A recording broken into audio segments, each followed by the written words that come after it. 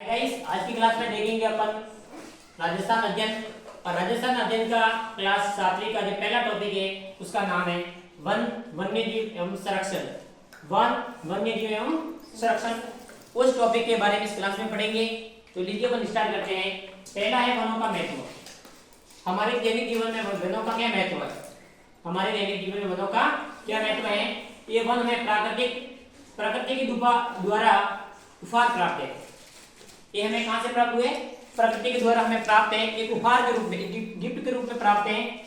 पेड़ पौधे हमें शुद्ध हवा देते हैं। क्या देते हैं? शुद्ध हवा देते हैं। उसके साथ में एक हमारे जो वर्षा होती है उस वर्षा में क्या करते हैं? अपना सहयोग प्रदान करते हैं। साथ ही ये हमें प्राकृतिक सुंदरता प्रदान करते हैं। वन होते हैं, अगर वन नहीं है तो हमें कैसा एक अटपटा फील होगा, लेकिन जहां पर वन जाता है हरियाली होगी, अपन को अच्छा फील होगा, वह सुंदरता भी होगी। तो इसलिए दैनिक जीवन में वनों का हमारा महत्व तो बहुत ही अधिक है। उसके साथ में ये जलवायु को बिल्कुल सम बनाते हैं। जैसे मान लो अधिक वन क्षेत्र है तो वहां पर ठंडा होगा, जैसे वन नहीं है, जैसे अपन जैसलमेर चले जाते हैं तो जैसलमेर में धूप अधिक पड़ती है, तापमान अधिक रहता है। क्यों रहता है? क्योंकि वहाँ कारण है कि वहाँ पर वन क्या है? बहुत ही कम है। जैसे अपन माउंट आबू चले जाते हैं, वहाँ पर क्या पहाड़ी एरिया है, लेकिन वहाँ वन क्या है? अधिक है, इसलिए वहाँ पर अपन को ठंडा महसूस होता है। साथ में ही वन जीविका का भी साधन है।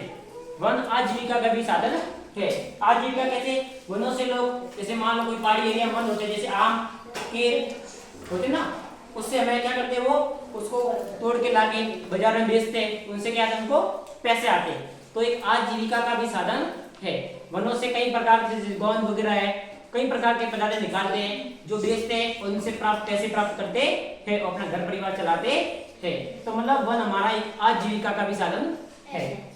साथ में वनों का आर्थिक महत्व उनसे प्राप्त होने वाले उत्पादन से भी होता है। वन का उत्पादन भी होता है। साथ में देखा जाए तो राजस्थान में कौन कौन से वन है? जैसे इमारती लकड़ी है, ईंधन की लकड़ी है, तेंदुपत्ता है, बांस है, गोंद है, खस है, आदि प्रकार के वन होते हैं। साथ में औषधि भी राजस्थान के जो वन क्षेत्र है वहां से प्राप्त की जाती है।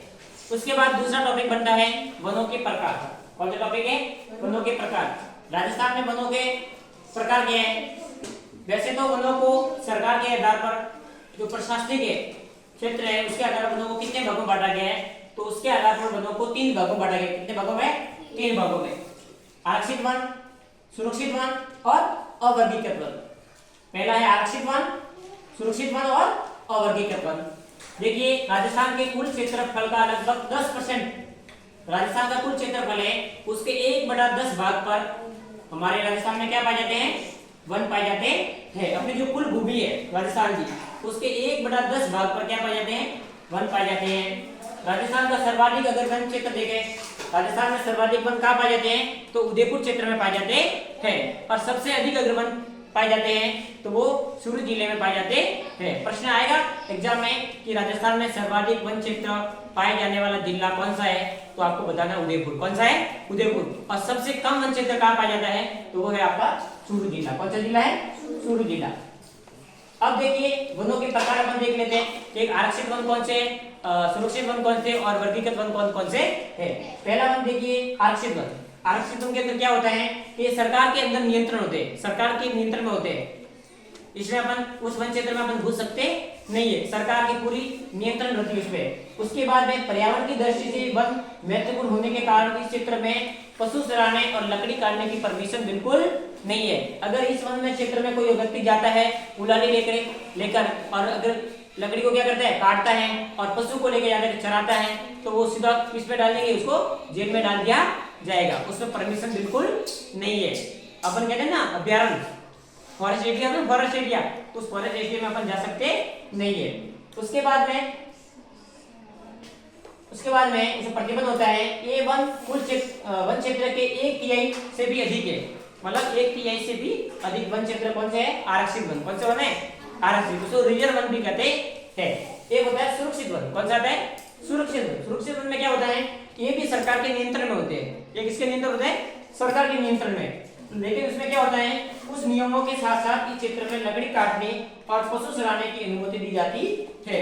लेकिन पहला वाला जो आरक्षित वन पढ़ा था आपने, उसमें बिल्कुल परमिशन नहीं है, लेकिन जो सुरक्षित वन है उसमें पशु चराने की और लकड़ी काटने की थोड़ी बहुत क्या है, परमिशन है। उसमें अपन सरकार से परमिशन लेके लकड़ी वगैरह काट सकते हैं। तीसरा आता है आपका अवर्गीकृत वन।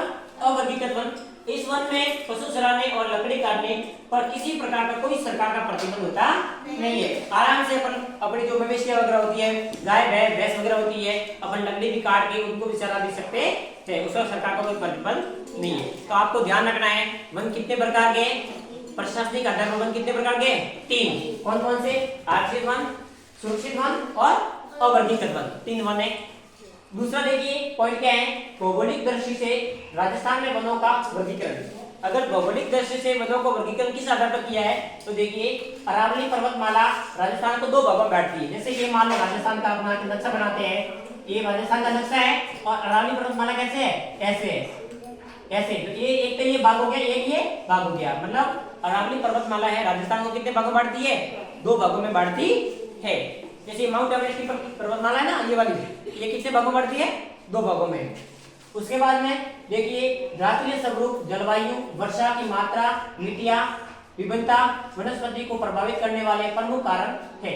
ये जो है, जो जैसे द्रातल का स्वरूप है, कोई उबड़ खाबड़ है, कई मिट्टियां अलग है, कई काली मिट्टी है, कई सफेद लाल पीली मिट्टी है, कई रेतीली मिट्टी है, ये अलग अलग है। उसके बाद कई वर्षा अधिक होती है, कई वर्षा कम होती है।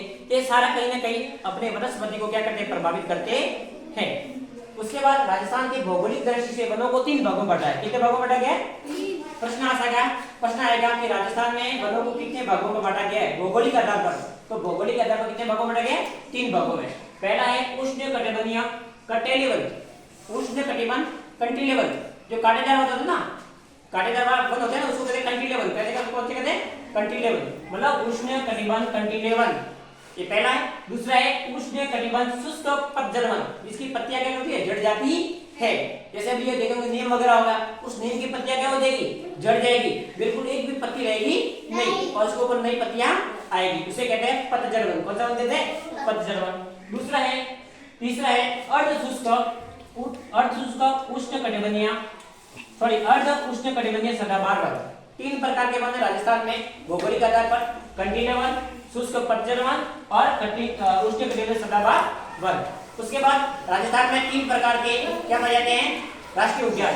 केवलादेव राष्ट्रीय उद्यान जो भरतपुर में पाया जाता है, रणथंभौर राष्ट्रीय उद्यान जो सवाईमाधोपुर पाया जाता है, और मुकुंदरा हिल्स जो उद्यान है वो कोटा व चित्तौड़गढ़ और रावतवाड़ा का क्षेत्र है, उस क्षेत्र में ये पाया जाता है। तो गाइस आज की क्लास में अपन ने वन्यजीव और संरक्षण के बारे में पढ़ा।